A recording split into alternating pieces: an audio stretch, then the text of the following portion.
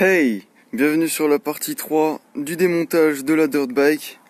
Dans cette partie, on va s'occuper tout de suite du démontage de la chaîne.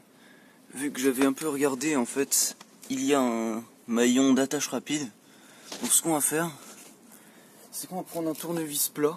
Donc là, je vais peut-être pas pouvoir vous montrer ça, mais on va le glisser à l'endroit où c'est... Vous voyez, on peut l'espacer. On glisse ici. Et vous voyez qu'on peut la séparer. Donc moi je vais faire ça hors de la vidéo. Je vais faire sauter l'attache et on se retrouve juste après. Une fois que vous avez réussi à faire sauter le maillon, comme moi c'est là. Voilà, donc là on peut le faire partir normalement. Voilà. Maintenant on a une plaque à enlever.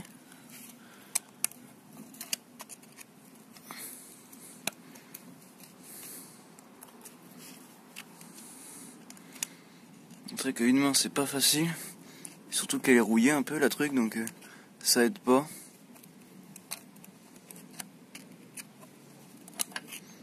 Hop. Voilà, donc là on a ça. On a ça. Maintenant il reste uniquement le maillon qui est derrière, donc là on pousse le, vous voyez c'était comme ça.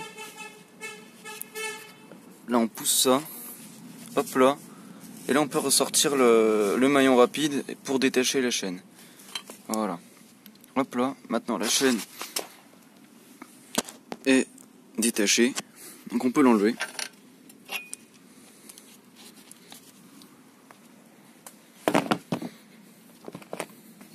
On va prendre les bouts, hop là. Donc dans une prochaine vidéo, je vous montrerai comment nettoyer la chaîne avec les petites pièces, etc. Ne vous inquiétez pas. Donc là on a fait la chaîne. Maintenant ce qu'on va faire, c'est qu'on va s'occuper, on va sûrement commencer à détacher le moteur, je pense. Donc je vais mettre la moto sur le côté et on va voir qu'est-ce qu'il faut enlever pour démonter le moteur. Alors voilà, on va commencer par démonter la barre qui est en dessous là, qui avec les supports pour les pieds et la béquille. Donc on va démonter cette barre complète qui est fixée sous le moteur. Et aussi je comptais faire des précisions. Vous avez peut-être remarqué que lors du démontage on n'avait pas de CDI, qui est sûrement fixé peut-être là ou peut-être là. Donc on n'avait pas, c'est parce que il n'y en avait pas. Donc vous dans votre démontage forcément vous aurez peut-être dû l'enlever. Mais moi j'en avais pas sur la bécane. Donc après il faudra que je fasse une restauration du châssis, parce que vous voyez que là on a de la rouille qui a commencé à prendre le métal. Et on a surtout un plus gros problème que je vous avais pas montré, c'est à cet endroit là. Vous voyez qu'on a une fissure sur le cadre au niveau de l'essieu arrière. Donc on a une belle fissure sur le cadre, donc là il faudra sûrement que j'aille ressouder ça. Parce que sinon ça risque d'affaiblir énormément le cadre quoi. Ok, donc là on va prendre des clés BTR de la bonne taille. Donc là normalement on a 4 vis, moi j'en ai 3, il y en a une qui est plus là, on sait pas pourquoi. Donc j'enlève les 4 vis et on se retrouve juste après. Donc j'ai fait sortir la barre du dessous du moteur.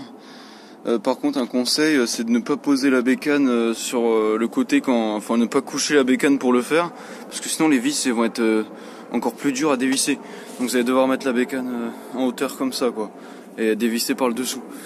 Donc maintenant qu'on a fait ça, on va retirer tout ce qui reste avant de pouvoir enlever le moteur. Donc par exemple cette petite durite de trop plein d'essence là du carburateur, on l'enlève déjà. On met là. Ensuite on va virer le câble d'embrayage, ou ce qu'il en reste au moins. Hop là.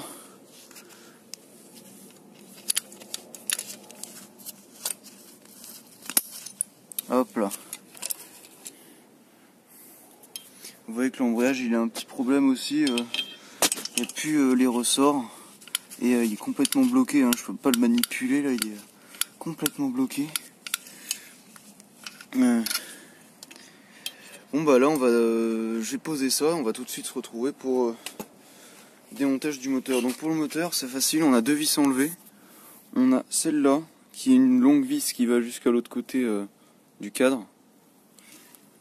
Voilà, vous voyez l'écrou là-bas. Et on aura celle-là qui tient aussi le moteur.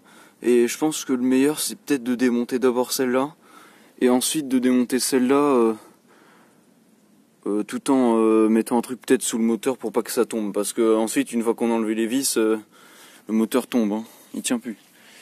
Ok, donc moi j'ai enlevé les vis, je vais enlever le moteur et on se retrouve après parce que j'avoue que ça va peut-être pas être facile. Donc je vais installer des petits trucs et je vais faire ça.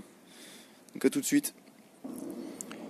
Alors juste une petite précision, pour la taille de la vis c'est du 14. Voilà, c'est du 14. Et ce que je vais faire c'est que je vais mettre un peu de WD-40 là-dessus pour pas que ce soit trop chiant à retirer.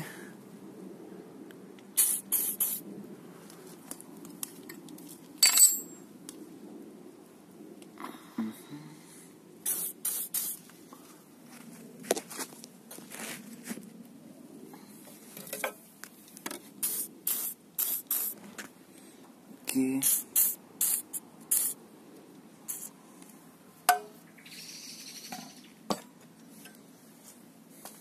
Voilà. Donc là je dévisse les écrous, je pose le moteur par terre et on se retrouve juste après. Bon, on en est toujours au démontage du moteur. Donc de ce côté là la vis c'est bien du 14, par contre de l'autre côté l'écrou c'est du 13. Et donc ce qu'il faut faire c'est bloquer l'écrou d'un côté en 13, donc là j'ai une clé à cliquer pour ça. Et de l'autre côté il faudra en fait moi je tournerai du côté du cliquet et de ce côté là je mettrai une clé de 14 pour bloquer pour pas que la vis tourne. Donc voilà, c'était le petit astuce pour le démontage. Donc, moi je vais faire ça et voilà, là on va se retrouver juste après. Voilà, j'ai retiré les deux écrous comme vous voyez. Donc là ça tient uniquement, le moteur tient uniquement grâce aux vis, donc sans les écrous. D'ailleurs j'ai oublié une petite rondelle là.